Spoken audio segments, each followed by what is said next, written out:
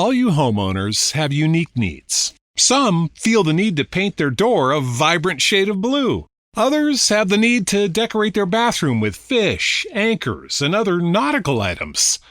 And because each homeowner has unique needs, Geico helps you get the right coverage for your home and what's in it. That way, you get exactly what's right for you, even if your needs are unique. Get more with Geico.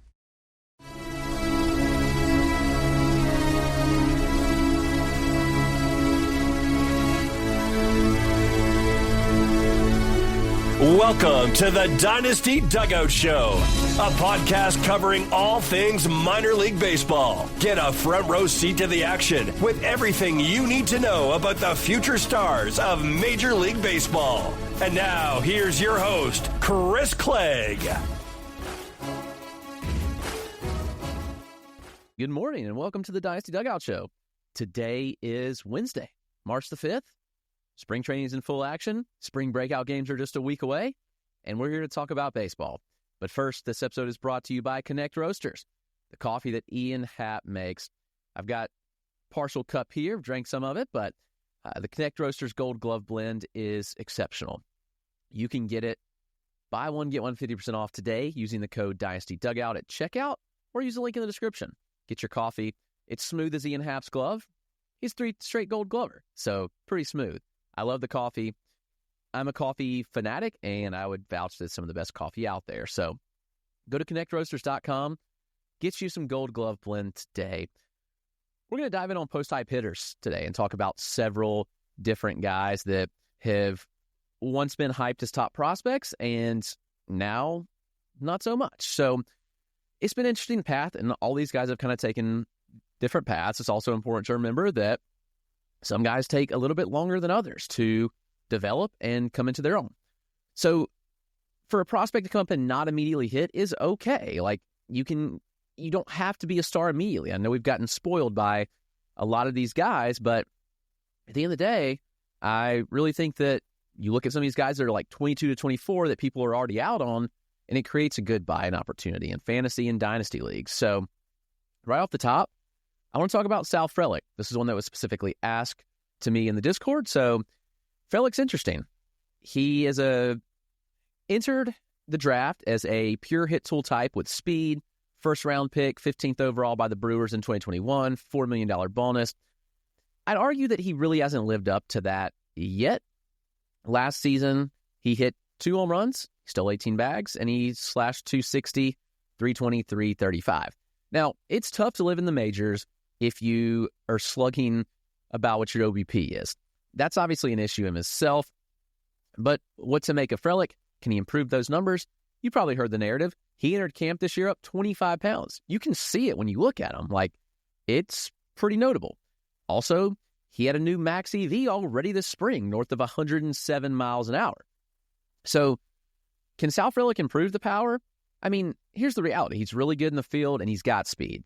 He's just got to get on base and give you a little more, because if you look at his Savant page, you look at the quality of contact metrics, first percentile average EV, first percentile barrel rate, first percentile hard hit rate, 10th percentile sweet spot, third percentile bat speed.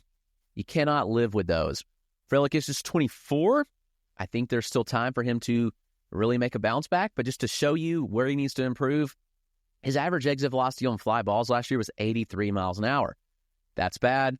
Line drives, 88. His average exit velocity on line drives was like below MLB average for overall average EV. So that's a little bit concerning. We got to see the launch angle improve because the barrel rate is bad. Like, there's no nice way to put it. A 0.8% barrel rate just won't cut it. Average EV, 83.4 miles an hour, very, very bad. Frelick has got to hit the ball in the air harder. End of the day. Can he do that? Maybe. I think it's an encouraging sign that we saw him already hit a ball and have a new max EV this spring. So that's pretty notable in my opinion. So when we look at the profile, what can we expect this year? Well, in 2 MLB seasons, and he's got, I get that one of them was a partial season too, so we don't want to put a ton of stock into that, but let's just go 747 career plate appearances. So a little over a full year, he's got 5 home runs. Can he hit 5 to 7 this year? Possibly. Can he steal 20 bases? I don't see why not.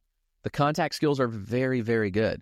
Like, Frelick is capable of running better batting averages if he hits the ball a little harder.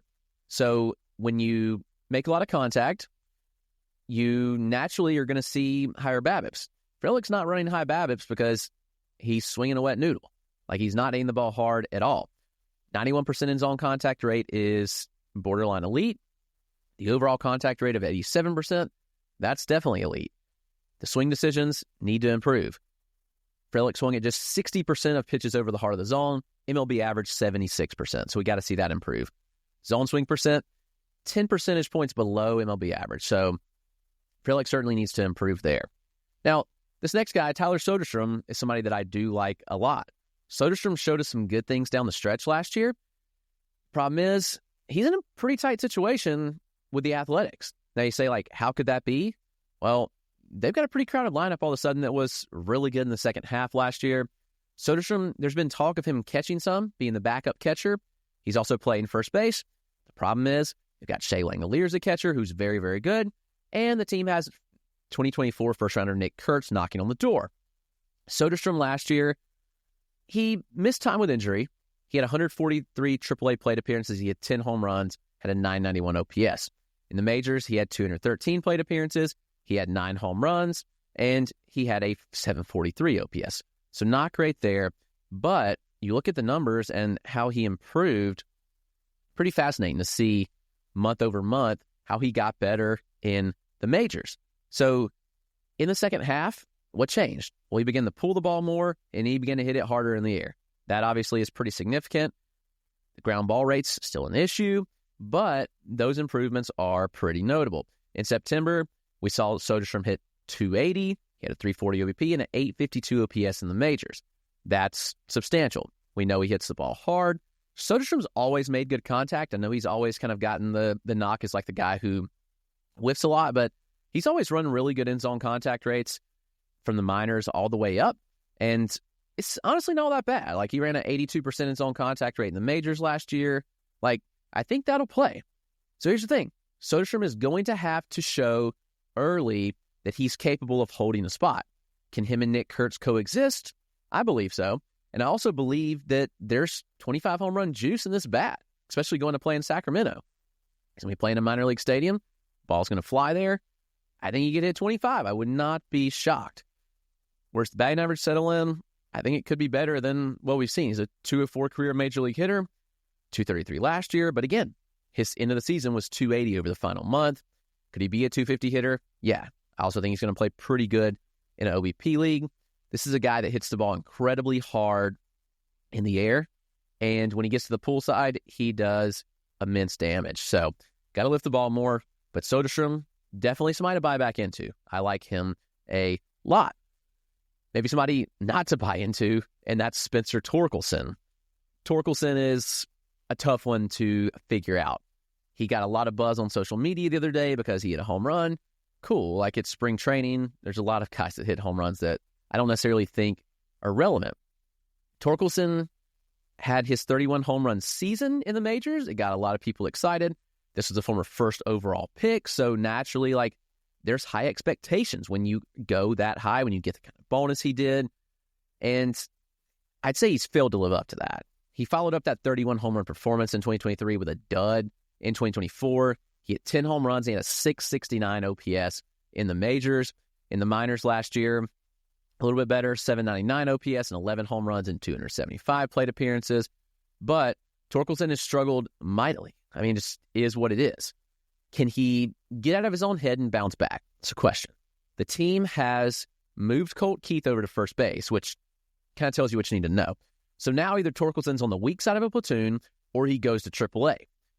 My instinct is that he goes to AAA and the Tigers try to rebuild some value so they can trade him.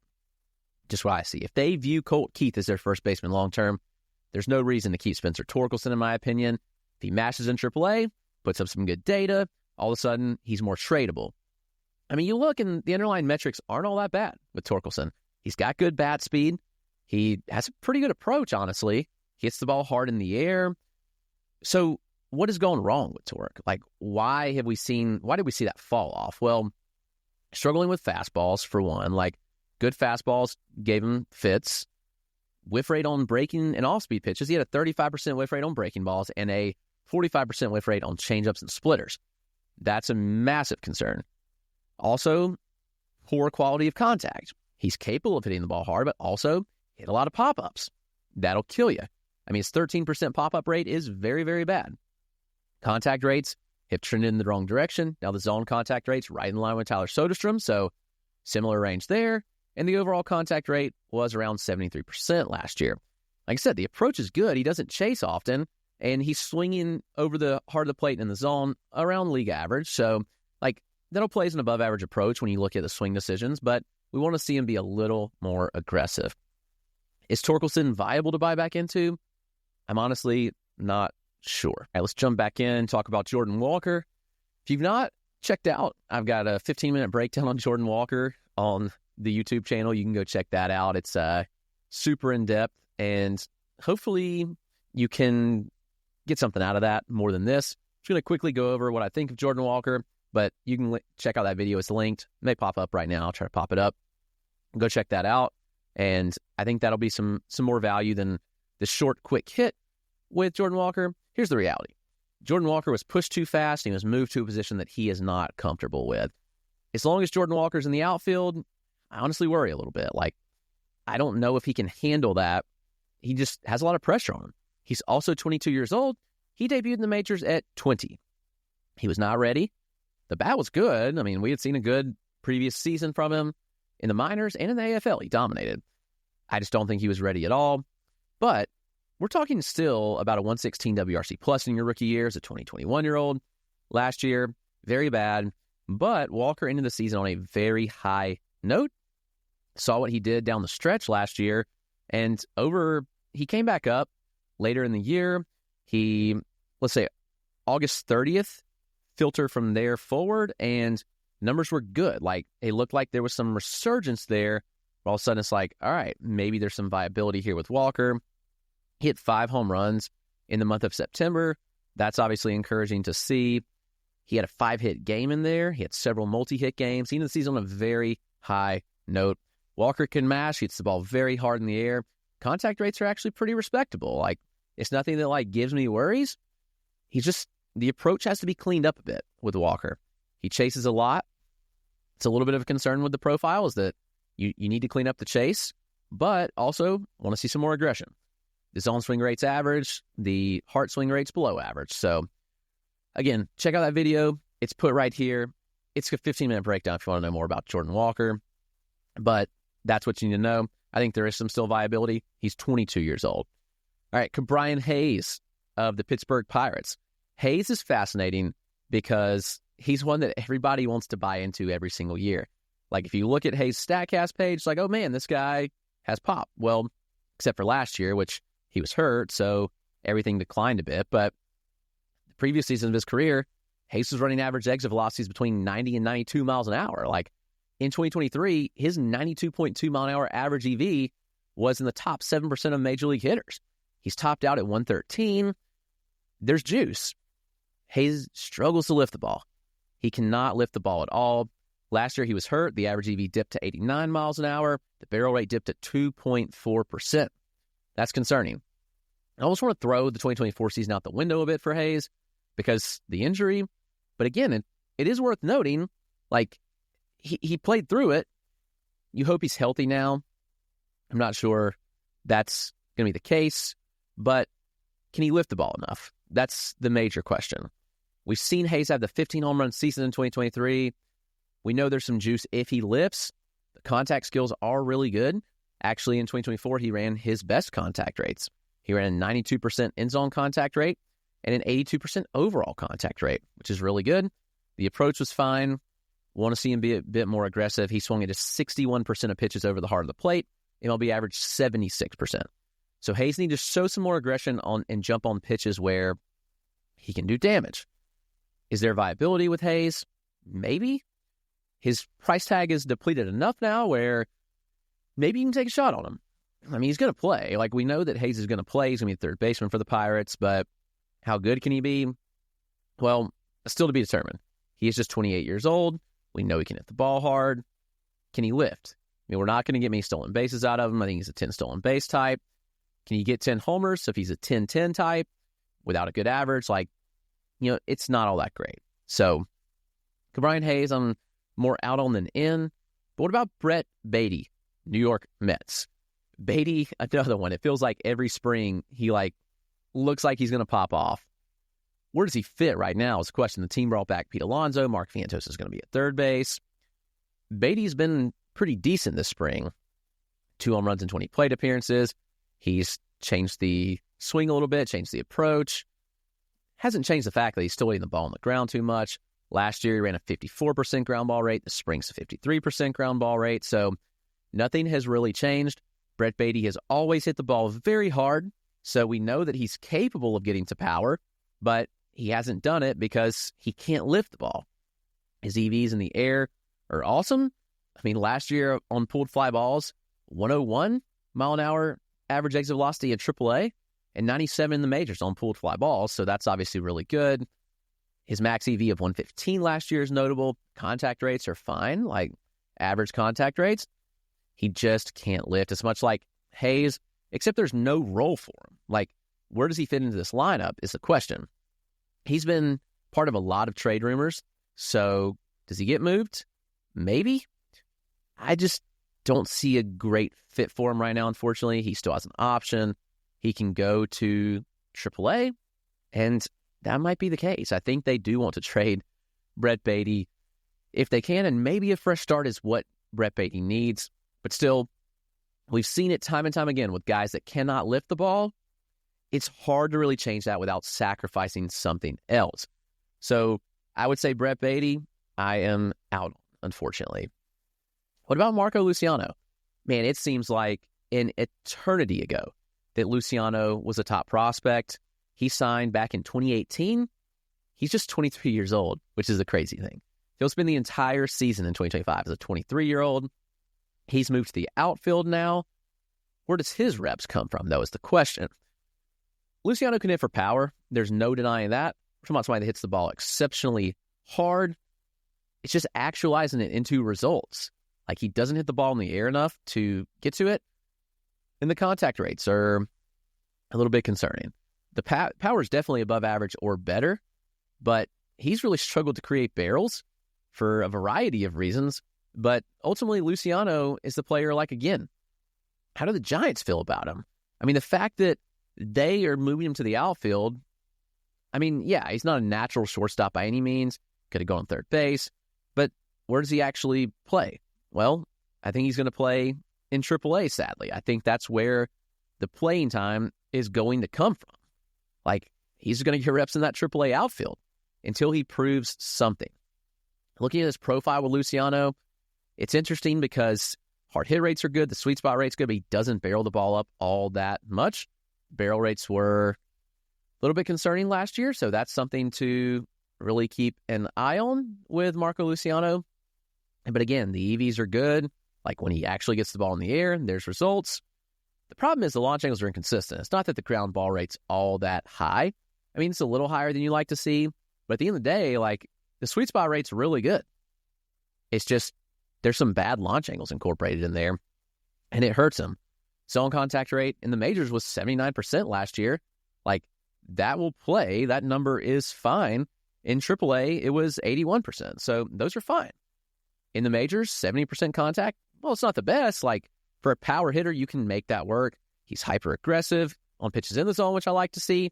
And he doesn't chase. He ran a 22% chase rate in the majors. That's really, really good. So you like to see that. And it was even lower. It was 14.5% in AAA. So I don't know. I look at Luciano, and is there still some things to like?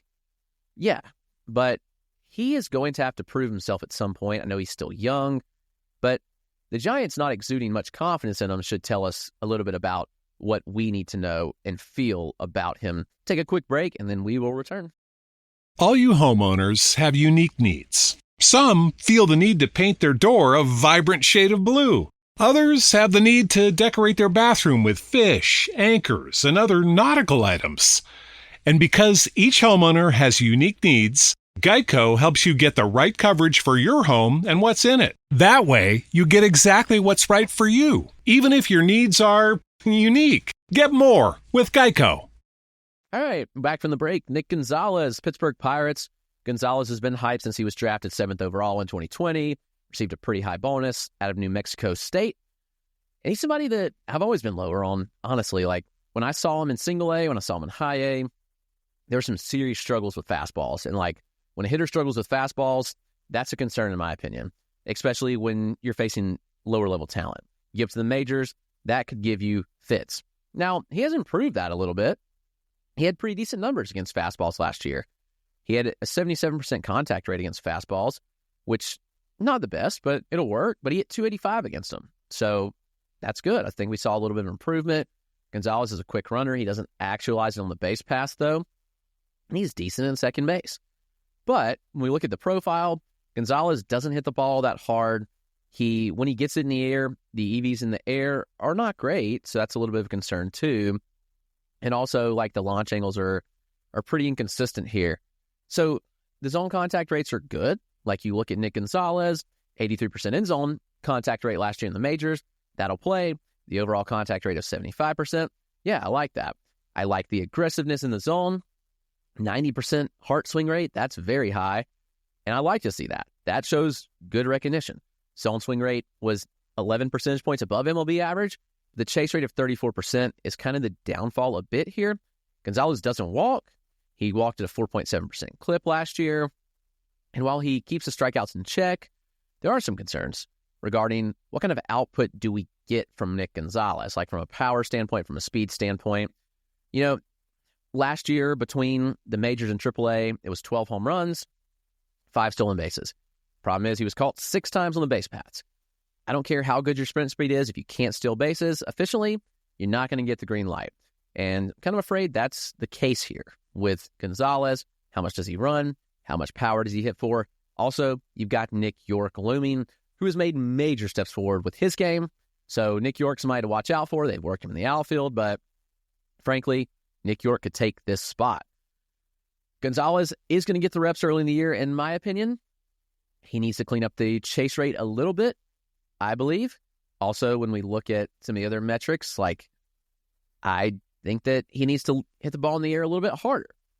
He's shown the ability to get to the pull side in the air, which is good, but I'm a little bit worried about Nick Gonzales and the output you'll get from him. I get the reasons to buy back in, but also I'm personally not all in on him. Noelvi Marte, this is a weird one. I mean, Marte last year, obviously we know he got popped for PEDs, and he was horrific coming back from the suspension. I think anybody could be quick to say, oh, it was the PEDs that helped him, but PEDs don't make you make more contact, at least in my opinion. I don't know what the issues were other than I think it could have been mental. Marte struggled substantially. I mean, just was what it was. He had 242 plate appearances in the majors. He slashed 210, 248, 301. He had a very high chase rate. Contact rate, the in-zone contact was good. And that's the thing with Marte. I think people have always looked at him and said, this guy's a power hitter. He doesn't make contact. It's actually not true. Like, Noelvi Marte's made pretty good contact, like, his entire pro career, dating back to the minors and coming up even in the Mariners system. The zone contact rate of 81%, according to Savant, that's fine. The overall whiff rate of 68, or the overall contact 68%, that's a little bit concerning. Chase rate was astronomical, though, and a big jump from what we had seen in the past. Personally, I think Marte was pressing a lot. I mean, if you get suspended 80 games, you have something to prove when you come back. And Marte had something to prove coming back from the suspension. I think he was pressing a lot. Why do I believe that? Well, first pitch swing rate was way up. So trying to get early, the swing rate, overall swing rate, way up. That's a little bit of concern. I think that when you see the chase rate jump that substantially, all of a sudden you're talking about somebody that's trying to press and get things done. Noelvi Marte is still young. He's 23 years old, and he will be 23 the entire 2025 season. I think it is too soon to write him off, but I also don't know what the expectations are. As things stand, Marte's probably going to start the year in AAA. I think that's a little bit concerning too. He hasn't been good at all this spring, so AAA, get your confidence back and see where you go. Marte is probably a good buy low in Dynasty. In redraft, he's probably an avoid. What about Henry Davis? Well, Davis, for me, every year it's like, okay, this is going to be the year where Henry Davis really pops off. And I'm just not sure I can keep saying that. And it actually comes to fruition. Yes, Henry Davis went to Driveline, but it didn't help him last year. Not sure it helps him this year. The interesting thing is, in the minors, the numbers have been really, really good. Like, you look at the underlying data from Henry Davis, and I hate to use these words, but it gives off quad A vibes, just given the difference that we see from AAA to the majors. I mean, you look at the results, it's clear. Like, has struggled in the majors. Is he in his own head? I don't know. I don't have a great answer for that. The contact rates are substantially different from AAA to the majors. And honestly, like, I just wonder if that's in his head and he's pressing it. Like, Noelvi is pressing a bit. Like, when you look at the difference in the quality of contact metrics, I mean, there was a 3 mile an hour difference last year from the majors to the minors as far as 9th percentile exit velocity goes. Sweet spot rate dropped. That's pretty notable. Ground ball rate was up in the majors. Launch angle down. The barrel rate way down in the majors. His swing percentage is down, which is he, well, what's the deal there? Also chased way less in the majors. But honestly, the aggressiveness in the minors paid off. Does he not feel like he can be aggressive against major league pitching? That is the question. Now, Davis can pull balls in the air. That's one thing to know. And he hits the ball hard in the air. Where does his playing time come from? And that's still the major question. I don't think the outfield thing is going to work out for him. So obviously that's worth noting. Joey Bart, he's been pretty solid for the Pirates at catcher. Also, Andy Rodriguez is back. He's going to catch some and get some first base. Where does Davis fit? I don't think this is the year to buy back in. I think former first overall pick, do the Pirates cut their losses and trade him? I'm not sure. But I also wonder if he's third on the depth chart at catcher, and that's a little bit concerning. Let's end the year on a high note, though. This is a weird post-hype one. It's Josh Jung of the Texas Rangers. Jung is 27, former 8th overall pick in 2019. It feels weird to call him a post-hype guy. So why am I? Well, he's only had one season in the majors, one full season at least. 2022, he had 102 plate appearances. Last year, he was injured, had 188 plate appearances. 2023 season was really good. Jung hit 23 homers, hit a 266, 315, 467 slash. That's really good. So when we look at the profile, Jung's had a lot of fluky injuries. He hasn't been able to stay healthy. Yes, that is concerning. I mean, I think that you have to factor in that he has not stayed healthy at any point in his career. Though now the cost is depleted enough where he's probably a good buy. So when you look at that, I think the cost is where you want it to be.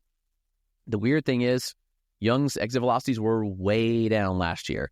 His average exit velocity was down by about 6 miles an hour. Excuse me, not 4, 6 miles an hour. That's very notable. Like, I think that was completely injury related, if we're being honest. So when you factor that in, like, I think that that's a big deal. Like, he was, honestly, we know he was hurt. I think it was still affecting him. You don't see an exit velocity drop like that. The sweet spot rate was still good, so that's worth noting. The barrel rate was still 10%, so he had a lot of balls at ideal angles. The ex-Wobicon was still really good. And honestly, like, you look in it was a smaller sample, so we have to acknowledge that, but the contact rates, I think those are something worth watching too. He saw a drop, not much, but a couple percentage points on both the overall and the end zone. And he was a little more aggressive. The chase rate was up. The zone swing rate was down. Swing decisions weren't great. The hard swing rate was down. Those were below Major League average. So why are we buying back into Josh Jung? Well, we know what he's capable of when healthy. He's been a walking injury his entire career. That's obviously a concern. But when healthy, Josh Jung can mash. If he's healthy, I think we see a 20-25 home run season. His value is low enough now where there's value in that. He's going to hit for average. And while he's not going to get on base at a super high clip because of the aggressiveness and the chase rates, I still think the OBP will play. So something to watch out for this year. But Josh Jung is a good buy for me. I think that where I've seen him go in drafts and how people have valued him for dynasty purposes, you can buy back in comfortably to Josh Jung and probably get some results. That's going to do it. That has been our post-hype hitters. Thank you for tuning in. We will see you tomorrow.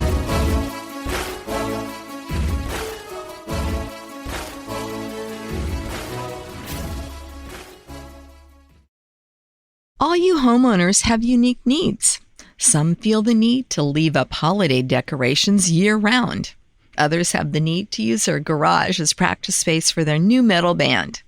And because each homeowner has unique needs, Geico helps you get the right coverage for your home and what's in it. That way, you get exactly what's right for you, even if your needs are unique. Get more with Geico.